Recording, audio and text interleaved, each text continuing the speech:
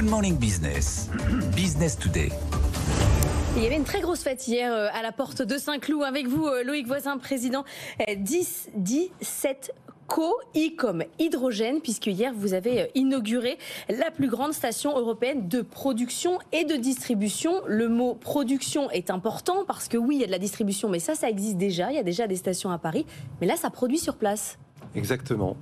Une station absolument remarquable pour deux raisons. D'abord, sa capacité, 1 tonne de distribution par jour. J'insiste quand même sur la distribution. C'est combien de véhicules, ça? C'est 200 à 400 véhicules par jour. Oui, d'accord. Pour vous donner une idée, par rapport aux stations existantes, c'est 3 fois, 4 fois la capacité des plus grosses stations actuelles sur l'île de France. Donc déjà, on a franchi un cap en termes de capacité.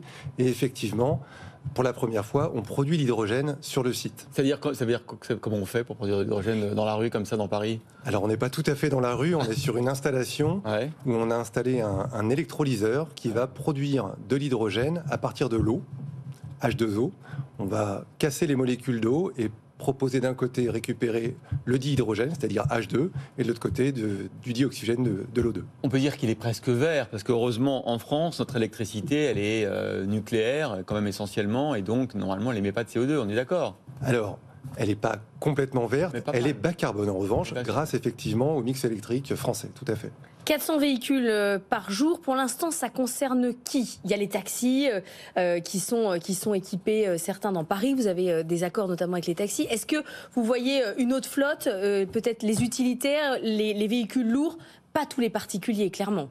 Alors aujourd'hui, pour démarrer, effectivement, on va s'attacher à cibler les publics, les utilisateurs qui vont bénéficier de cette solution hydrogène. La solution hydrogène, c'est une solution qui a des vertus en termes d'empreinte environnementale, en termes d'amélioration de la qualité de l'air, puisqu'on n'émet pas de gaz à effet de serre. C'est une véritable mobilité zéro émission, sans bruit, sans odeur, sans vibration, avec en plus un temps de recharge rapide pour une bonne autonomie.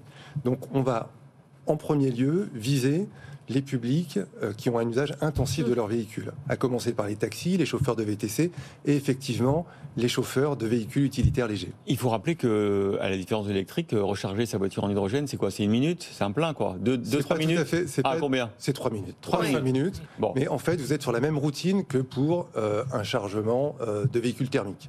Vous allez à une station, vous décrochez un pistolet, vous raccordez au réservoir de la voiture et en 3 à 5 minutes, vous avez un plein. Et il vous coûte combien le plein? Alors le plein, il est aujourd'hui autour de 100 € à peu près pour faire 500 à 600 km. D'accord, donc à peu près le prix de carburant, un petit peu plus légèrement plus cher qu'un plein thermique. Alors expliquez-nous pourquoi il y a depuis quelques mois un recul sur le front de la voiture individuelle. On dit que l'hydrogène, évidemment, les flottes de taxis, il y a Hype avec lesquels vous étiez liés à une époque, il y a effectivement les utilitaires, les bus, tout ça, on comprend très bien l'utilité. Mais pourquoi est-ce qu'on a vu les chèques d'opium, pourquoi est-ce que sur le front de la voiture individuelle, ça avance pas aussi vite que prévu?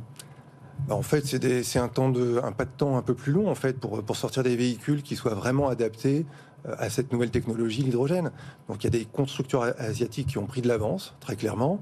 Les constructeurs européens et français se sont lancés dans le secteur. C'est le cas avec Kivia du groupe Renault qui sort ses utilitaires aujourd'hui, également Stellantis qui sort ses utilitaires. Mais vous croyez, vous, la voiture individuelle à hydrogène dans quelques années? Vous pensez qu'on y sera?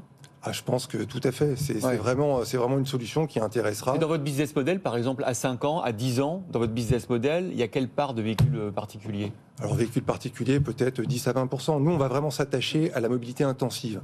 Donc, on va cibler vraiment les professionnels en priorité. Là, pour l'instant, c'est Paris. Vous allez quoi? Changer celles qui n'étaient pas assez rapides, les anciennes stations qui ont été mises en place, en mettre d'autres un peu partout en France? Alors, en fait, on va poursuivre notre développement, effectivement, en augmentant le maillage. Le vrai défi pour nous, c'est d'avoir un maillage de stations de recharge qui permettent justement de proposer à nos clients des points de recharge sur le territoire, que ce soit en Ile-de-France, ailleurs en France et ailleurs en Europe. C'est très gourmand en capitaux. Vous aviez levé, je crois, 150 millions d'euros à une époque, c'est ça? Pas autant. Mais combien vous étiez à combien? On avait structuré un financement d'à peu près 80 millions d'euros et on avait bénéficié de subventions à la fois de l'État, de la région Île-de-France, de la Commission européenne directement. Et comment se structure le marché? Vous avez des gros concurrents en Europe. J'ai vu que vous avez une ambition quand même quand on regarde vos chiffres, on se dit waouh, vous envisagez je ne sais plus de combien de stations en Europe, mais enfin l'ambition est haute. On est très déterminé. On a 2 ans et demi d'existence opérationnelle et en 2 ans et demi, on a déjà franchi des étapes importantes dans le passage à l'échelle de notre projet industriel. Donc on va continuer et effectivement, à très court terme, en 2024, on aura plus d'une douzaine de stations simplement en Ile-de-France. On sera au rendez-vous pour les Jeux Olympiques pour pouvoir approvisionner une flotte de plusieurs milliers de véhicules, d'ores et déjà. Vous disiez subvention de la région, de la ville, de l'ADEME, la ville de Paris.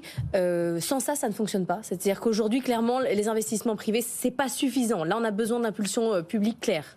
On est vraiment en train de démarrer un nouveau secteur et de déployer des nouvelles infrastructures. Donc pour démarrer, oui, les subventions publiques sont nécessaires.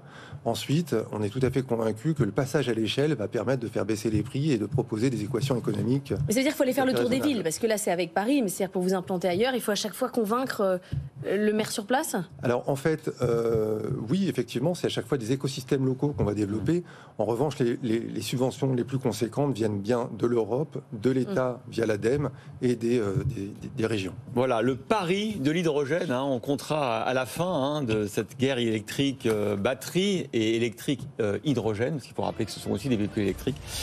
Voilà, qui aura eu raison, où va le marché? Oh, il y aura peut-être tout le monde. Peut-être qu'il y aura tout le monde. Il y aura plusieurs sources d'énergie. Il y aura les deux en fait. Donc, vous avez l'essence et le diesel, vous aurez électrique et hydrogène. Est-ce que les batteries seront solides? Est-ce que les batteries seront liquides? Décidément. Ça va nous faire des belles émissions, jusqu'à 2060. Avec plaisir pour venir en reparler. Merci Loïc Voisin, président d'Isetco, d'avoir été notre invité.